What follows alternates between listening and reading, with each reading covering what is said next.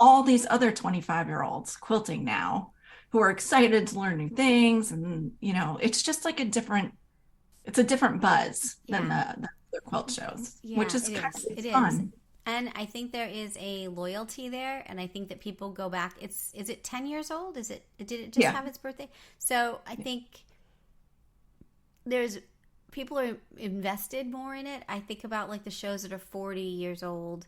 That's a different thing. I think that how long have you been involved with it from the beginning or close to the beginning? No. I've There's been a, I've been a member of a modern guild for 10 years, yeah. but I think I've only been to the show maybe 3 or 4 times. Yeah.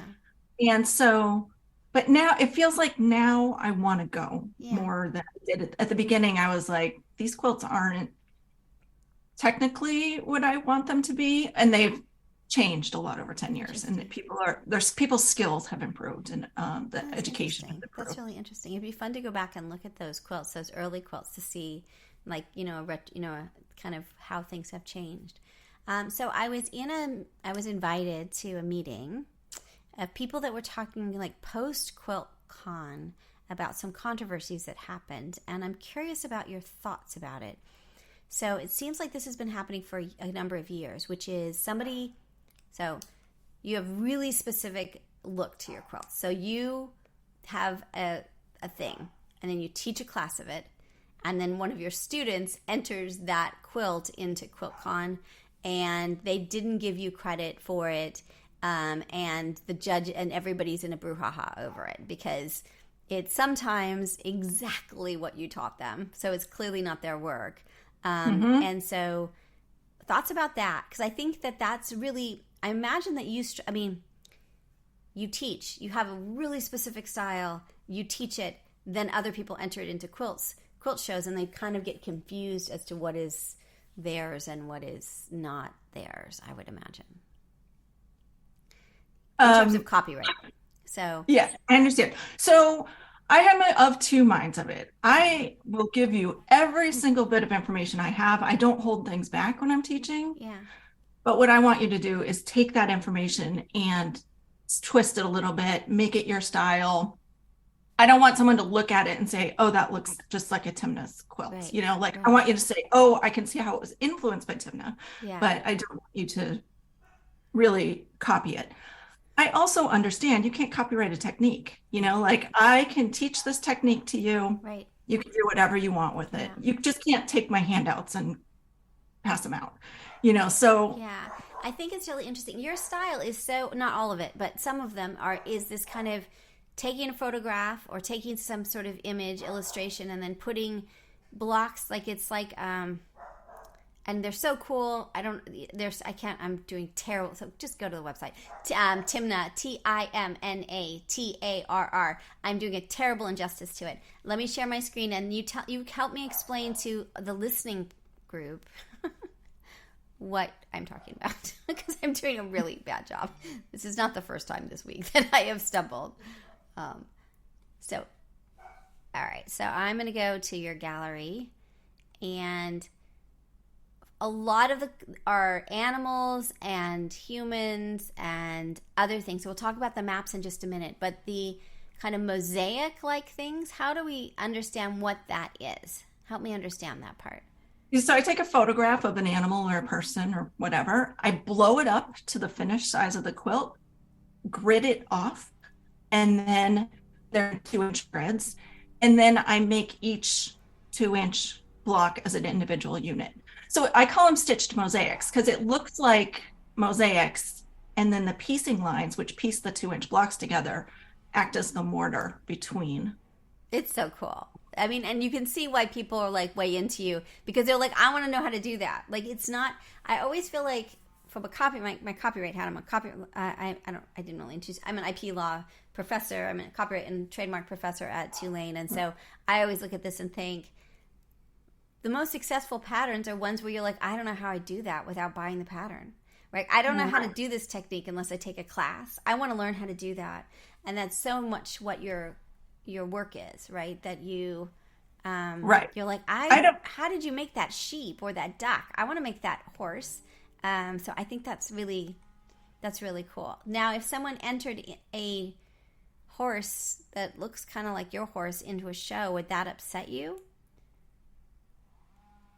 I don't know. It probably depends on how much it looks. I would actually no. Let me say no. To Okay. enter it, no, no. The answer is no. If someone is writing a book using a technique similar, then I will Then not that's be kind of the thrilled about it. territory of that, right? They've kind of, and even if like, I find that like, I was talking to somebody else about this yesterday. Copyright's not going to protect your technique, but there is Right. something about kind of this, kind of almost kind of like we give each other space to be who we are.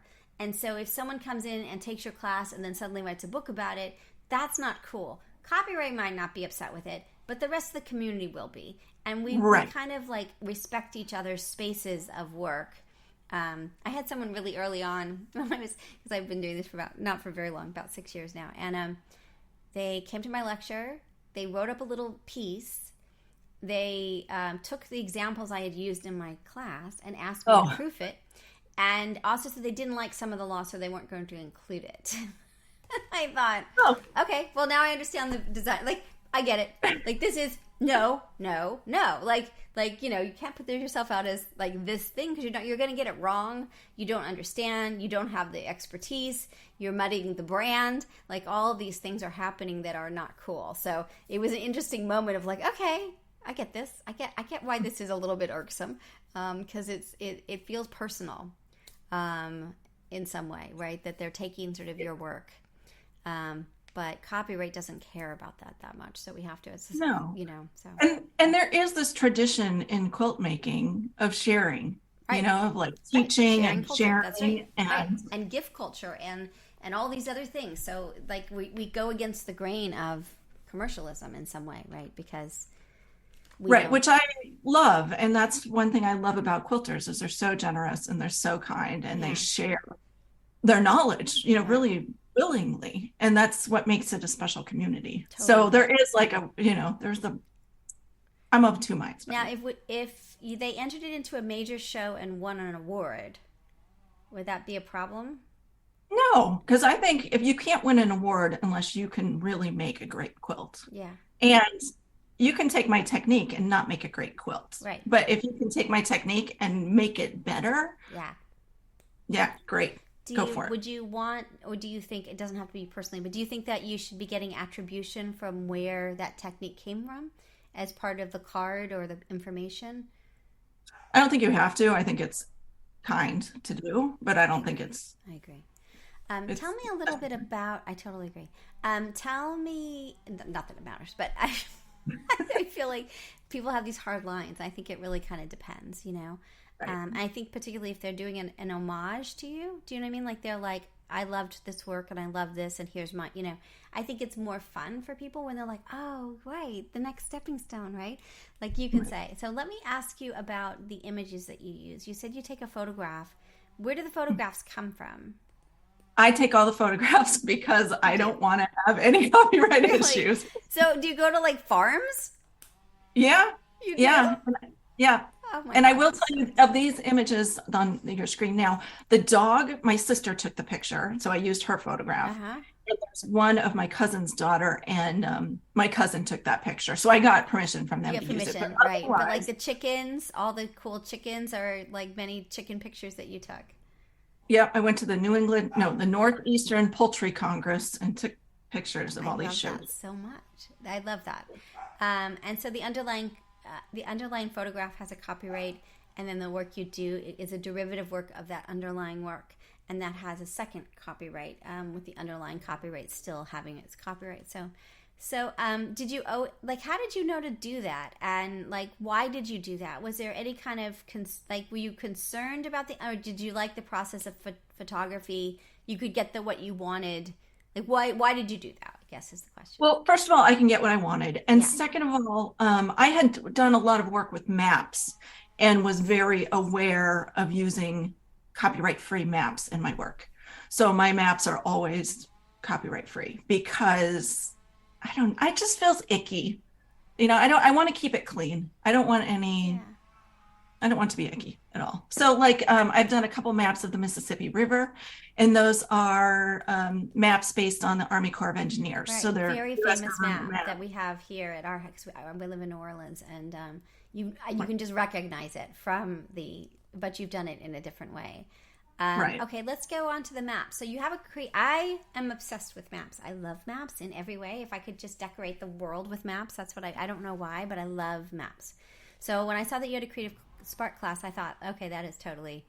For full disclosure, we are working with C&T Publishing for our Just Want a Trademark for Makers books, and we will be doing actually, if I can get the backgrounds to work, we'll be recording a class for Creative Spark related to that book. So I Cool. was very intrigued by you, and double intrigued, both by the map class, which I want to talk more about, and also just the process of creating. What is Creative Spark? What was your experience like? How did you record it? All those sorts of things. So take us into the map world, and I will get to I'm going to ask more questions, but I can, yeah. Yeah, so I'm going to talk about Creative Spark Yes, first. So go for it. as soon as the pandemic hit, I recorded several classes, put them up on a platform that no longer exists. And when that platform closed, I was like, oh, well, the classes are just gone. I'm not going to worry about it. Right. And then I learned about Creative Spark, moved all my classes over there. And it was like such a great thing to do. It really, really, it's been great. I've had an only good experience working Tell with me them. why. How is it different than the previous platform? So What makes it different?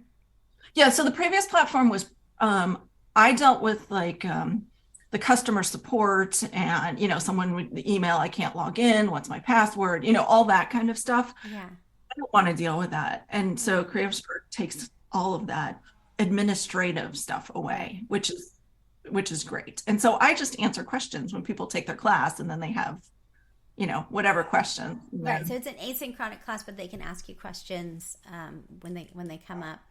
Yeah, And I think that it's interesting. So they have it says easy 39 minutes plus text lessons. So are you saying that there's only that you can learn how to do these techniques with little videos that are a total of 39 minutes? correct. Yeah. Wow. I And love then that. I add a lot of text and like handouts Yeah. because that's how I learn. So Yeah. I try to add both to the I love it. classes.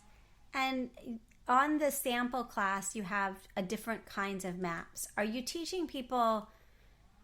So the chapters are finding your place, preparation techniques, gallery, and thank you. And so you're teaching them. It doesn't matter what map you use. They're giving them different kind. Tell me kind of what kind of techniques you're teaching them. Like if people are interested in this, help me understand Sure. what I'm gonna learn from taking this class. I guess. Right. So what you're going to do is you're going to take a paper map Mm-hmm. and learn how to make it into fabric. So it can be you're using fusible applique, like just sticking it down. Uh-huh. I'll show you how to do it.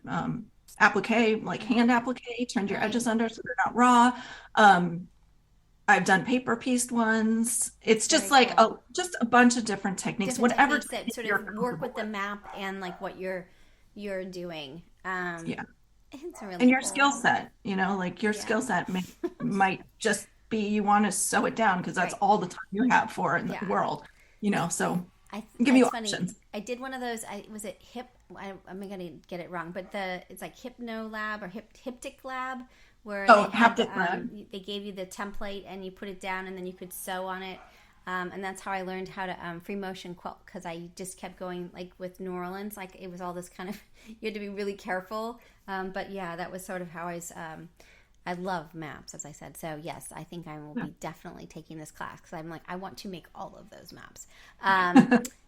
Well, very cool. And then in terms of Creative Spark, what I've gathered from our conversations is you still hold the copyright in it, you turn in the materials, and I think that's really great too because a lot of times platforms want you to give them the licenses to keep it and all of that. Right. That's problematic.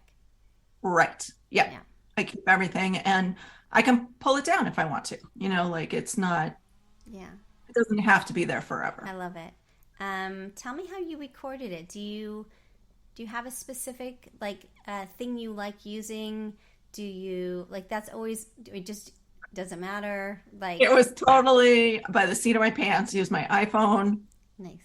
tripod. I will tell you the greatest thing that I use is